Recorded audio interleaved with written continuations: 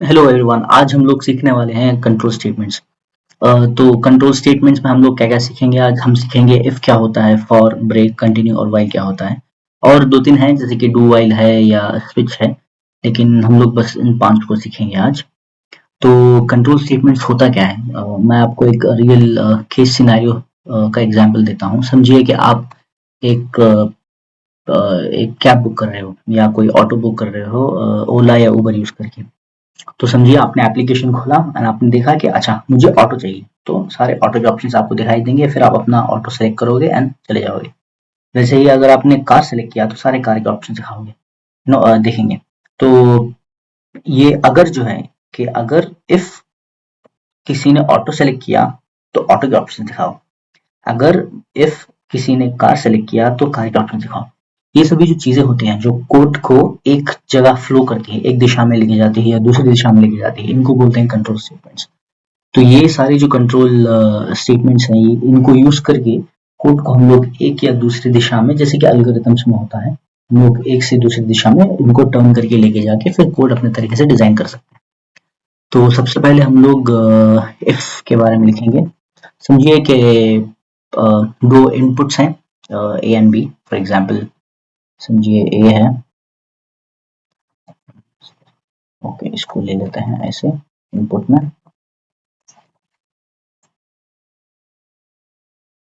Value of ए। तो मैं दो यूजर इनपुट ले रहा हूँ,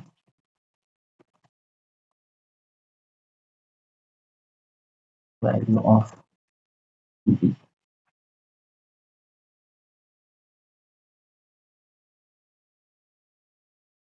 फिर हम लोग इफ को यूज करके इसको कंपेयर करेंगे। इफ अगर ए की वैल्यू बी से ज्यादा हो तो प्रिंट करो ए इज ग्रेटर। नहीं, अगर बी की value, and there is something called elif, तो मैं इसलिए एलिफ लिख रहा हूँ। मतलब समझिए कि अगर आप मल्टीपल कंडीशंस देना चाहते हो तो आप एलिफ यूज करोगे, लेकिन अगर आप एक ही कंडीशन है दूसरे में एल्स चाहते हो तो एल्स यूज करोगे। अगर आपने एक ही कंडीशन है तो मैं आपको दिखाता हूँ। अगर बी की वैल्यू ए से ग्रेटर है तो ई इज ग्रेटर। तो ये दो कंडीशंस हो गई, लेकिन अगर कुछ और है तो इससे अगर मतलब इससे डिफरेंट क्या हो सकता है कि ये बी से ग्रेटर हो सकता है, बी ए से ग्रेटर हो सकता है, या दोनों सेम हो सकता है। तो print R E Q N equal, ठीक है। तो हम इसको रन करते हैं। एरर है क्योंकि मैंने यहाँ पे कोड मिस कर दिया था। तो ए की वैल्यू समझिए कि 5, बी की वैल्यू 6।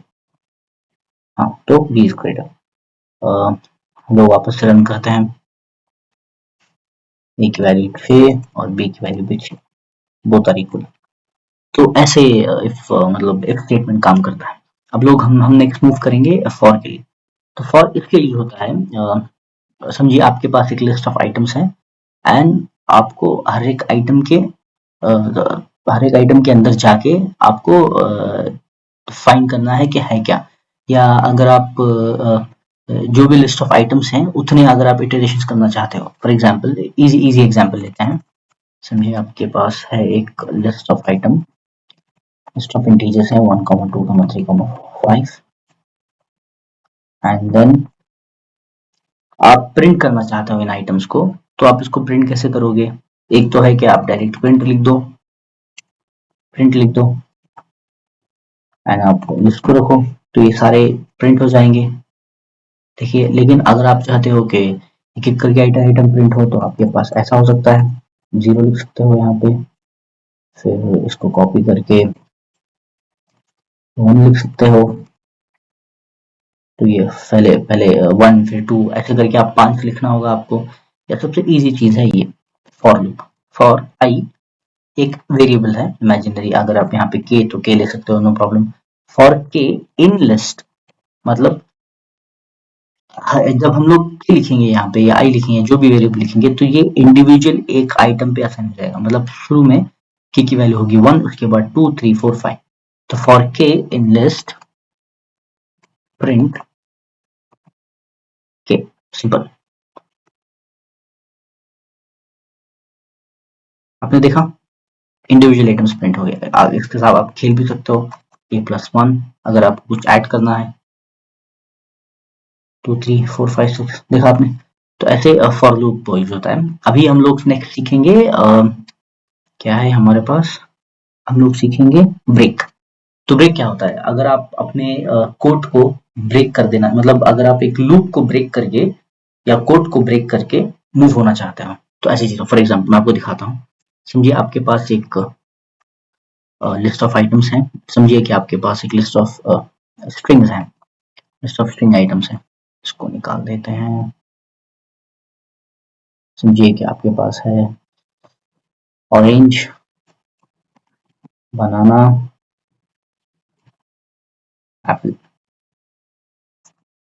स्ट्रिंग है तो इसको कोट में लिखना होगा हम लोगों को, ठीक है।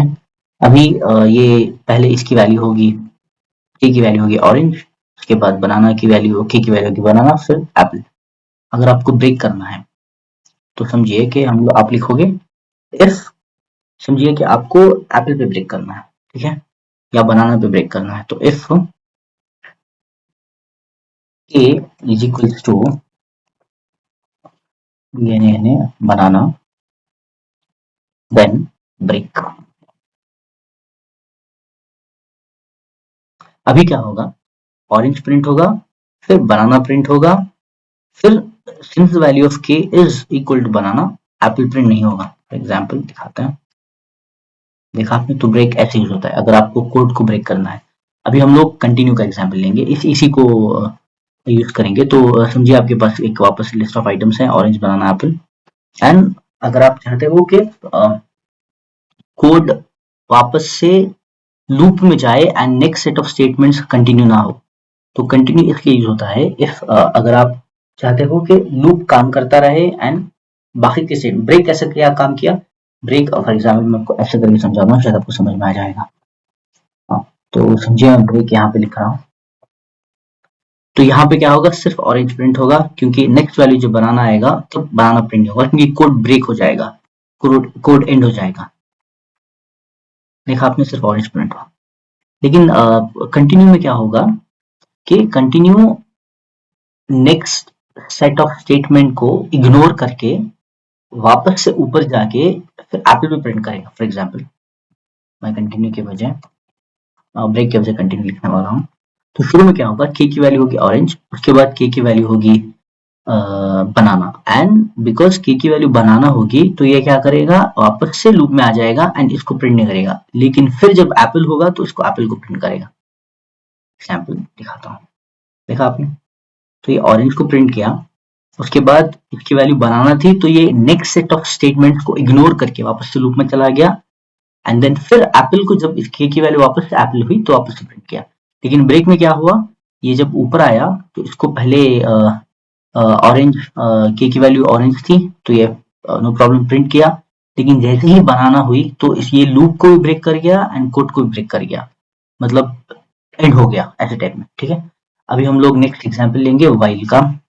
वाइल का एग्जाम्पल समझिए कि जैसे स्कूल के टीचर होते हैं कि जब तक तुमने होमवर्क नहीं किया तुमको बेंच पे खड़ा रहना पड़ेगा, ऐसे। फॉर एग्जाम्पल जब तक जो मैंने कंडीशन दिया है वो ट्रू रहे, इट्स लाइक दैट के while this condition is true, जब तक इस वाला कंडीशन ट्रू रहे तब तक कोड एग्जीक्यूट करते रहो। फॉर एग्जाम्पल लेट्स से कि हम लोग लेंगे x इज इक्वल्स टू 2, ठीक है।